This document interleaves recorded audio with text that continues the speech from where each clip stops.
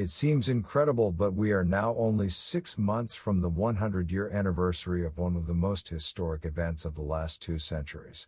When the ocean liner Titanic sank on her maiden voyage across the Atlantic Ocean in April 1912, it took to the bottom not just people, but also cargo.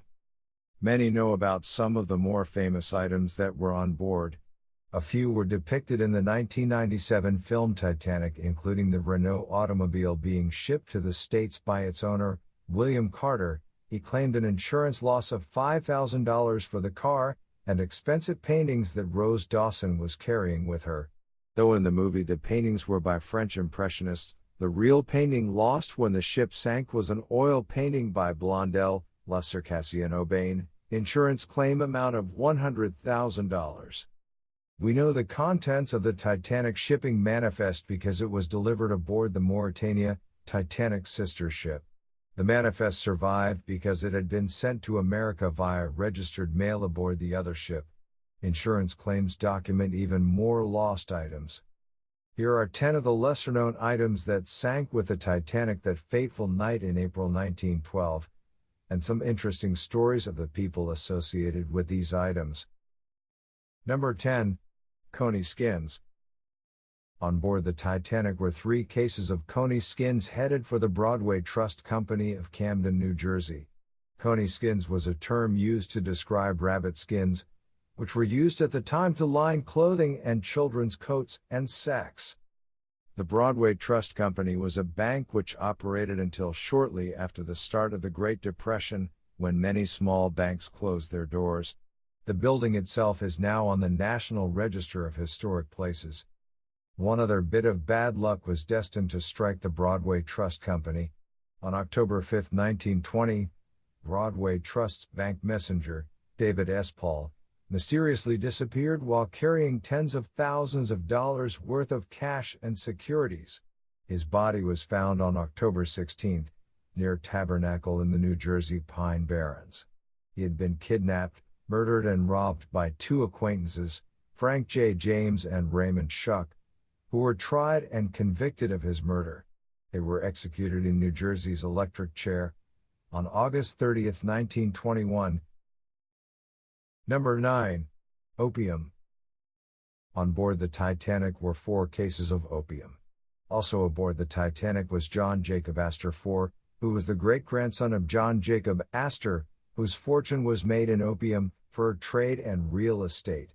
Neither the opium nor Astor would reach New York. Only 7 years prior to the sinking of the Titanic, the U.S. Congress had banned opium, but it was still widely used in all manner of medicines and concoctions. A year later, the U.S. Congress passed the Pure Food and Drug Act, requiring contents labeling on patent medicines by pharmaceutical companies. As a result, the availability of opiates significantly declined. In 1909, the first federal drug prohibition was passed by Congress, outlawing the importation of opium. For some reason, the opium was still being shipped to the U.S. in 1912, when the Titanic went down. 2 years later, in 1914, Congress passed the Harrison Narcotics Act, which tried to curb drug addiction, especially for cocaine and heroin, by requiring doctors, pharmacists and others who prescribed narcotics to register and pay a tax. Number 8. Chow Dog. Another first-class passenger was Harry Anderson, a New York City stockbroker who was returning to America after a visit to England. He was married and lived in New York City with his wife, who did not make the trip to Europe with him. Apparently he did have company with him, however, a pet dog. Anderson survived the sinking, escaping in lifeboat number 3.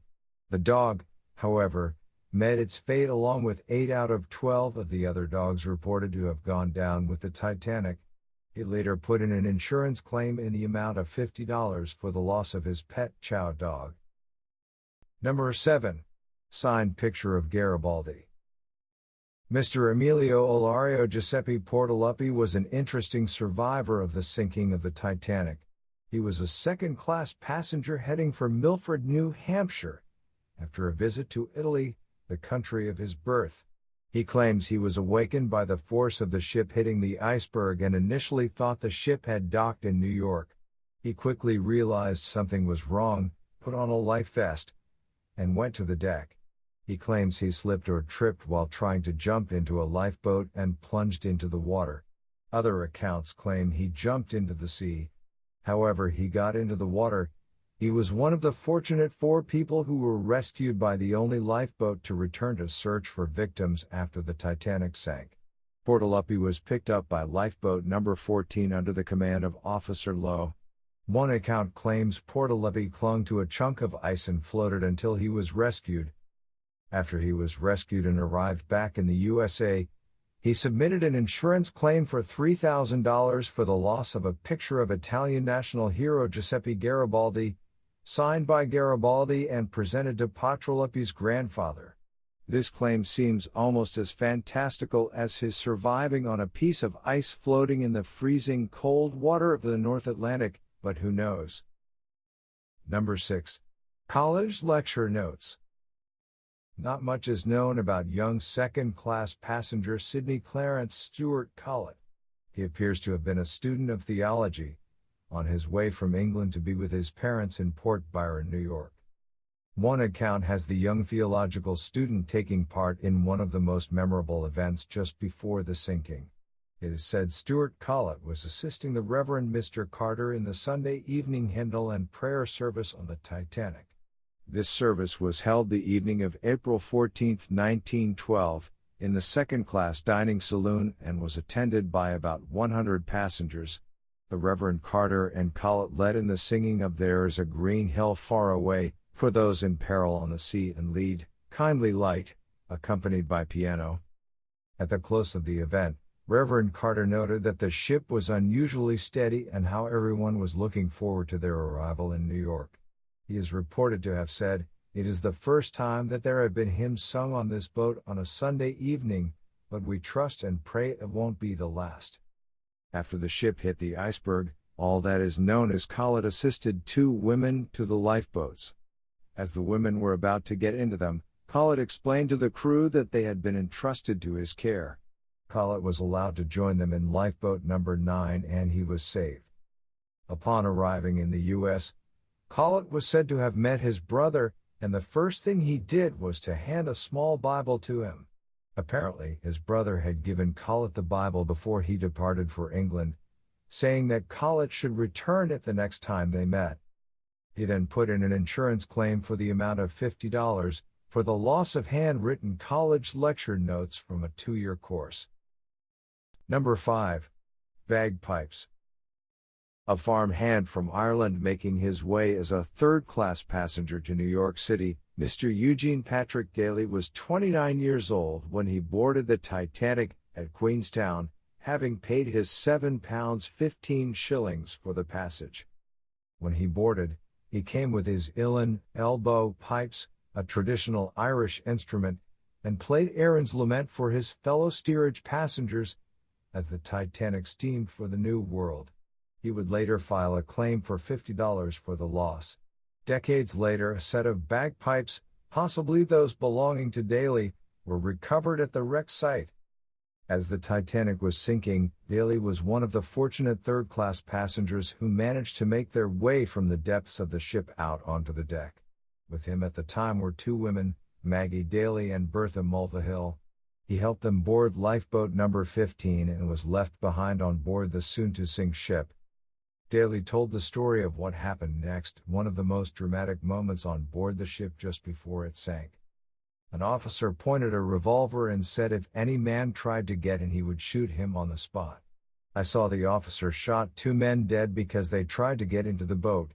Afterwards there was another shot, and I saw the officer himself lying on the deck. They told me he shot himself, but I did not see him. Daly jumped into the sea with only his heavy jacket keeping him warm enough to survive against the freezing water. Daly somehow managed to make his way to overturned collapsible boat B, from which he was later saved by the Carpathia. He later claimed he always took this same coat with him whenever he traveled, for good luck. Number 4. Marmalade Machine. Being from the United States, I was not even sure what marmalade was, let alone a marmalade machine, so I did some research to find out. Marmalade is a fruit preserve made from the juice and peel of citrus fruits, boiled with sugar and water. The benchmark citrus fruit for marmalade production in Britain is the Seville orange from Spain. It is higher in pectin than sweet oranges. The peel has a distinctive bitter taste, which it imparts to the marmalade. Marmalade can be made from lemons, limes, or other fruits. In languages other than English, marmalade can mean preserves made with fruit other than citrus. Marmalade is sometimes described as jam containing fruit peel, but manufacturers also produce peel-free marmalade. Marmalade is often eaten on toast for breakfast. So fine marmalade is what we call jelly or jam made and then preserved in jars with wax seals. But what is a marmalade machine? And more specifically, what was a 1912 vintage marmalade machine and why was its owner, Miss Edwina Trout, carrying one with her from Europe to America aboard the Titanic? It turns out, a 1912 vintage marmalade machine was a device used to cut and peel the citrus slices into just the right shape, size and texture, to make perfect marmalade. Apparently, getting the orange peel slices just right is very important to make marmalade the correct way. The machine, more like a cutter, looks like a combination of a meat grinder and an antique applesauce maker. Miss Edwina Winnie Celia Trout was 27 years old and traveling back to America from a visit to England, where she assisted her sister in giving birth to her child. She was originally set to sail on the Oceanic, but she was transferred to the Titanic because of a coal strike in 1912 that was forcing the White Star Line to consolidate and stretch its coal reserve, and necessitated delaying some voyages. She boarded the Titanic at Southampton as a second-class passenger. When the ship hit the iceberg, she left her cabin to investigate and was told of the ship's fate. She also saw the crew uncovering and getting ready the lifeboats. She went back to tell her cabin mates but only found one. She put on her heaviest coat against the cold and encouraged her roommate to hurry up, at one point tossing the woman's corset down the aisle, while telling her this was no time for a corset. Winnie later recalled hearing the ship's band playing Nearer My God to Thee in the ship's last moments. Winnie was in lifeboat number 16, waiting for it to be lowered to the sea when a man came up begging her to save his child. Winnie took the child into the boat with her. As the boat was lowered, Winnie held in her hands a toothbrush, a Bible and the child. She did not carry with her her marmalade machine. She later filed a claim against White Star Line for her lost marmalade machine, valued at $85,000. Winnie was a favorite at Titanic functions and conventions, even until she was in her late 90s. She died on December 3, 1984, in California. Number 3. One case of film.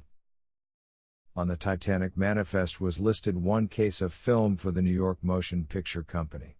As was the case with automobiles, electronic equipment and phonographs, motion pictures were just becoming hugely popular in the early 1900s.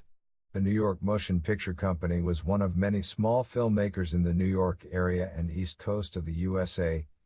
Before the movie industry packed up and moved west to Hollywood, the company was formed in 1909 and was operating up until about 1914. It operated at 42nd Street and Broadway in NYC. It was owned and operated by two men, one of whom, Charles O. Bauman, ran several successful early motion picture companies, most notably the Keystone Film Company. The short-lived New York Motion Picture Company released films under the brand names Broncho for westerns, Domino for comedies, and KB for dramas. It is not known which type of early silent film would have been made using the film being shipped to New York aboard the Titanic. Given the events of the sinking of the ship, one would hope it was meant for KB, the makers of drama films. Number 2. Perfume. One of the first-class passengers aboard the Titanic was a perfume maker from England by the name of Adolphe Saalfeld. He was chairman of the chemists and distillers Sparks, White and Company Limited. He carried with him a leather bag, in which he had 65 vials of different perfumes. As the perfume trade in New York City and America was booming at the time, He may have been traveling with his perfume samples to try to entice potential buyers, such as New York City department stores and boutiques. He claimed to have been in the Titanic smoking room and saw the iceberg when the ship hit it. He went to his room, but left behind the satchel containing his perfume samples. The satchel and vials sank with the ship, and there they remained for 89 years until 2001, when they were discovered by members of an artifact search team. When they brought the satchel to the surface and back onto their ship and opened it, they were overwhelmed with the aroma of lavenders and roses from the Edwardian perfume. Some of the vials had broken, but most were, amazingly, intact.